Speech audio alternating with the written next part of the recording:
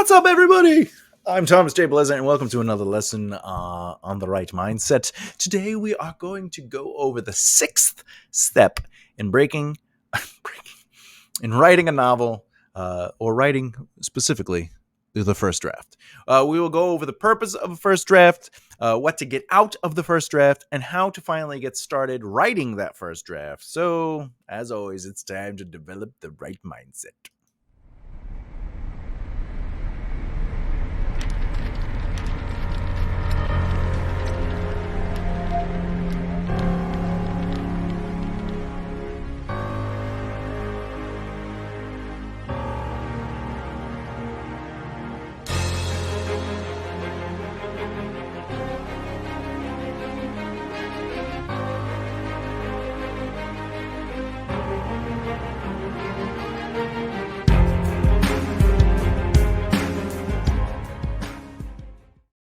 Hey, today's lesson again will be about writing your first draft. A quick reminder: anyone who's new here or has been following for some time but hasn't really made the commitment yet, feel free to please subscribe and hit the bell icon so you don't miss out. We do overviews on craft, understanding the process of writing.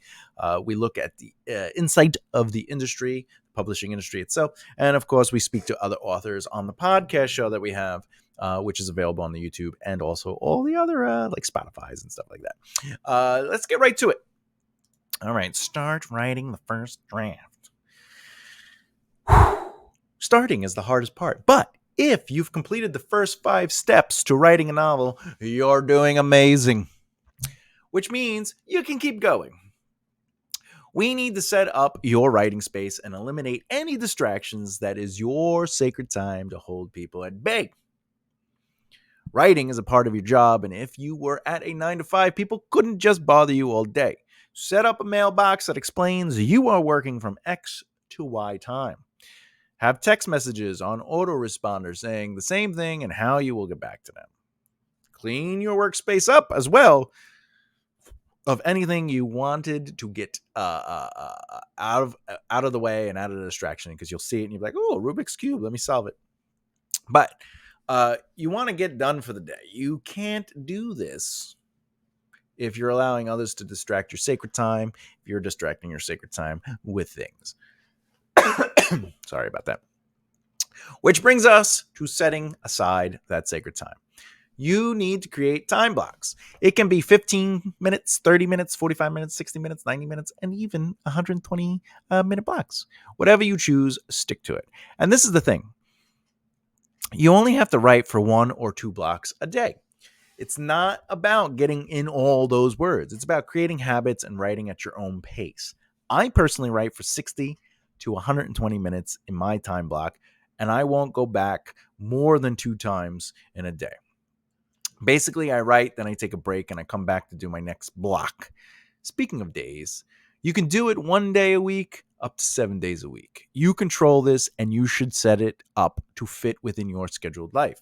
Of course, you should be setting up life around your writing the best you can, but we all have life happening, so it's not always possible. That is why you should create these sacred time blocks that allow you some you time. So to be clear, I'll work for 60 minutes to 120 minute block. Okay, then I'll take a break. And if I feel like doing another block, I'll do another 60 to 120 minute block. Okay. And it's good for me because every day at a certain time I write. And every day at a certain time, I know that my brain has to get into writing, even if I have to sit there, because it's not always about writing. Okay. So that brings me to the next point, which is writing. It's not always about writing. So in those time blocks, it's always about working on that book. Working on a book is a mixture of writing, thinking, brainstorming, talking through the scenes with yourself or a friend. It is okay if you're not writing when your sacred time block comes up. It's about working on the book any way you can, even if it's a 60-minute block of thinking about your story. Maybe even write out some notes about that particular story beyond what you have in your outline or no outline. We're okay. We're pro pantsers, pro outliners. They're both accepted. It's okay to add more notes to your outline if you already have an outline, and it's okay to work out scenes and go deeper into it all. As long as you're working on your book and you're setting yourself at this time every day, I'm going to work, or every day I'm going to at least do my hour, whatever the case may be, even 15 minutes. Create that time block. And when it comes to trying to write while your brain stares at the white screen, you could try these things. Give yourself story prompts and missions using any notes you have for those scenes. You could just start writing anything, even if it's a scene that's not in your book, but you use your characters to kind of feel out who your characters are. It's not about perfect words at this point. It's about letting the story flow. That's why the train of thought is a great tool. Let it flow from you and then go back later to work on it again. You are not limited in the amount of drafts you'll have to write. Other prompts are talk to yourself out loud and have conversations with the scene, the characters, and ideas. You can even use a whiteboard or just write notes on the page about what you are thinking. I personally love asking questions. So when I'm in doubt, I'll fall back to questions that help me understand motivations. For example, I might get to a point. So, like, what is the purpose of the scene is a question, right? However, I might get to a moment where character A meets character B, and they're in an office, and I'll say, "What is the purpose of the scene?" And then I'll break it down. I might write, character A asks so and so for X, Y, and Z, and then I'll write a note in red. His real intention is that blah blah blah, and he's trying to mislead him by asking him questions that will potentially get this person to reveal the truth. So that's, I'll write those questions and I'll work out the scenes logically. You definitely want to know what your characters want, so I'm stuck here. What do my characters even want? Why are they in this scene? Why do they want it? What's standing in their way? Does this scene make sense to the plot, or can I take it out? Do I have plot in this scene for any plot, right? What is keeping the characters here in the room or in the moment? Why can't they just leave? What are the most intimate desires of your characters? So those are just a couple of questions you could ask yourself. Speaking of sacred time, set deadlines. A realistic deadline, not just like, I'll get this done tomorrow. If you want to get 15,000 words out on a page in 1 month, or 3,000 words on the page in a month, that's up to you. There is no guideline to that. If you have to write 500 words in a month, then write 500 words. Like, don't race other writers. Just find your pace. But you still want to set a number in stone and work towards it, a reasonable number. If you're not a fast writer, don't make the number outstandingly large. But if you are a fast writer, don't make it extremely small. Having this deadline keeps you moving and focused, plus the achievements really help motivate. All right, so what is the purpose of a first draft? Well, the simple answer is that the purpose of a first draft is to get the story out onto the page, and you tackle the story by following, or not following, an outline and let the scenes break out on the page. It doesn't matter if the story makes sense yet. It's about getting the idea out of your head and onto the page. You still have like 4 more drafts at minimum to go back before the book is even considered ready. So this is the part where you get to allow yourself to write crap. Like, just whatever it is. Okay? Don't worry about good writing or writing good stuff, but you don't want to worry about if it's good writing. It doesn't matter. It's your first draft of many. So just get the thoughts and ideas out, even if the scenes are simply the direct reality of it. Like, this has to happen, so this is going to happen, and you can clean all that up later. Making it pretty really comes in later drafts. All right, spelling and other aspects of the process come later. Don't even. For someone like myself who is a terrible speller from dyslexia and stuff like that, I just write. I come back and then I edit and I make it clean and pretty. Okay. Because I want to get the thoughts out. I want to if I'm in a flow, I want to get the scene out. The editing stuff, that's later. And that also, it's when you're like micro analyzing and micro editing, and you're taking a scene and you're going from It might be 4 pages, the scene, which is a long time. 4 pages. And now that you're microanalyzing, now you can shrink it down. The grammar, the reason you don't worry about grammar and spelling really at this point, you just push on through, is because a lot of it's going to be gone anyway, and you're going to clean it up and change it and make it have more of your voice. So there's no reason to waste time on going, is the grammar okay? And also don't edit in the process. Editing is its own step. And another reason for that is because there's no reason to edit the first draft until the first draft's done. You're going to edit it anyway. You're going to go back and edit it. All right.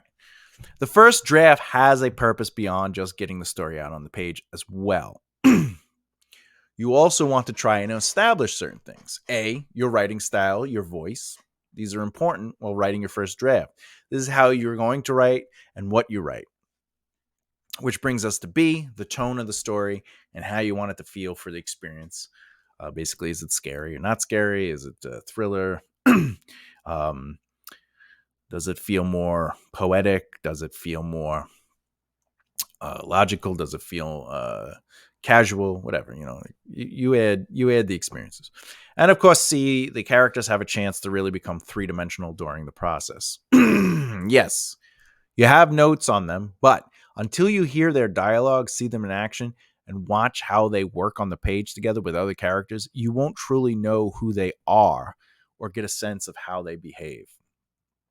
No matter how much you think about it and you work on them and you have like all the pre-information all set up, the characters aren't true to themselves until you see them in action. Because sometimes you find that characters, and especially certain personalities, drive a certain way. They not drive like a car, but drive the story a certain way. They have certain reactions. Because once you're inside the character's head and you're having them react to things, it really comes out that way. And yes, they will behave a certain way, and you have the right to change the way they behave. But I personally would allow the first draft to kind of guide you and see where they go. And to conclude, what is the purpose of your first draft? Not the video, but just this section. You want to track your efforts. Okay? This helps you understand your writing speed and gives you the ability to do something interesting, which is you can tell the publisher how long it will actually take you to outline a story, write each draft, and what it takes to work on your books. This helps with the business of being a writer. The more data you have on your process, your structure, where you're improving, where you need work, the more articulate you can be with defining your parameters for being hired, your costs, etc., etc. Now, obviously, if you're a slow writer and you don't know how to outline, or it takes you forever to outline, you can't charge somebody a ridiculous amount of rate. You're charging people for speed. But again, slow and it could be slow and cheap. What is it? The 3 things: fast, cheap, and good. Can't be all 3, right? But if you understand what you're good at and where you can really organize your thoughts and sell your services. All right. And by selling your service, I also mean to publishers and agents. Like, I'm selling my service as a writer. This is what I'm capable of. I can get you 2 books in a year, or I could whatever. All right. What to get out of a first draft? Hopefully a book. Okay. When the day is done and you choose the book or laptop. What is going on? What did I just read? This is how tired I am. Okay. When the day is done, I write these notes so I could read it. But then I'm like, when the day is done and you close the book, or in this case, the laptop, on your novel's first draft, there are certain things you should want to get out of it. See, I was trying to make like a pun joke, you close the anyway. Okay. All right, hey, get me the hook. Pull them off. Okay. Did I just get the light? Okay. You want to get your characters right, so read the book and ask yourself if the characters' voices are there. This is what you get. This is what you want to get out of your first draft. You want to make sure your characters are right. Who they are, their voices, their actions, their choices. Do they make sense to that character? Another thing you want to make sure you got out of this is, did you get a chance to hit your 27 plot points that are needed to make a complete story. The plot points I go on about in the outline series that's on on the YouTube channel. Okay. Does the tone stay pretty consistent, and do you like the tone of the story? If you have an outline or are a pantser who knows their major beats, go through and see if you have actually hit those beats. You look at it, you completed each section in your outline. You look at it and you say, you want to make sure everything in your outline is in the first draft, plus more as you discover things. That's the other thing. As you're writing your first draft, you allow yourself to find and discover things, where the story goes. You might even alter your outline in the process, and that's okay too, okay?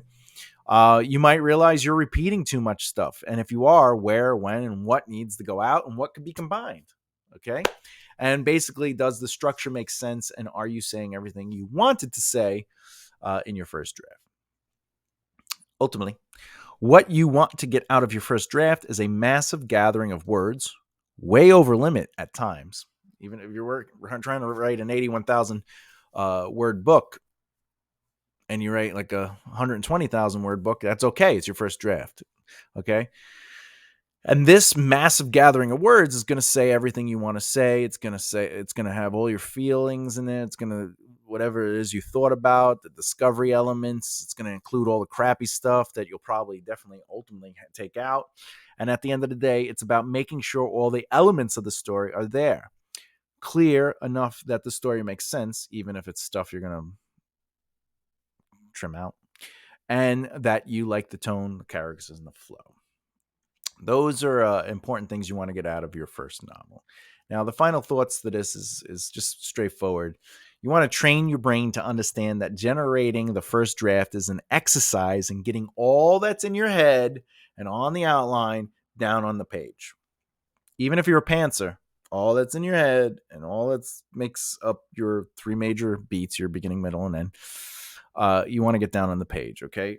You're training your brain to be a writer and learning, all right, this is the first draft. This is what I need to do. I need to get it out. You have a huge job ahead of you to go back through what you've written in later drafts and reevaluate it. And you have to be comfortable with that, saying, you know what, I will get to that. You want to stay away from editing yourself or criticizing your choices. Just let it flow out of you. You will have to deal with the dreaded writer's block at some points as well, but practice finding methods that help you break it. Therefore, creating prompts or learning what you could do in place of writing. Because remember, it's not always about writing. It's about working. Now, you don't have to stay on a spot long if you feel stuck at certain points in your draft. Give yourself permission to push through and just get something out onto the blank page, even if those notes and bullet points, it's about clearing up your bullet points, or maybe you like really work on your bullet points, whatever the place. If you want to keep writing, and complete your first draft, you have to learn how to break those droughts, those writing droughts, where the words are just coming out. And in some places, you might just want to work on a scene and just that, let's just outline it a little bit more. Maybe I only have one or two bullet points. Well, let's look at that a little deeper. I'm not going to write my first draft. I'm going to just work on the outline a little bit. That's okay. If this is your first book or your 100th book, you will absolutely go through several revisions and steps before you're finished. And that's something you have to keep in mind. So this first book is not the be-all, end-all. It does not have to be perfect. These are the things you have to train your brain for, right? And you want to allow this first draft to be for you as you sit down and have fun with it.